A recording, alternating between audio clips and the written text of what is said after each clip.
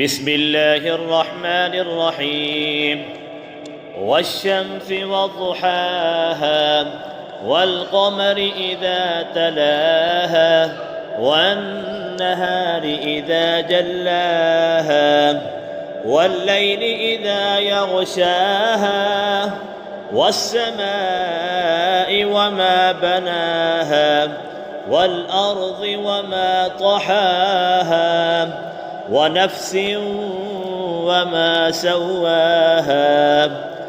فألهمها فجورها وتقواها قد أفلح من زكاها وقد خاب من دساها كذبت ثمود بطغواها إذ انبعث أشقاها فقال لهم رسول الله ناقة الله وسقياها فكذبوه فعقروها فدمدم عليهم ربهم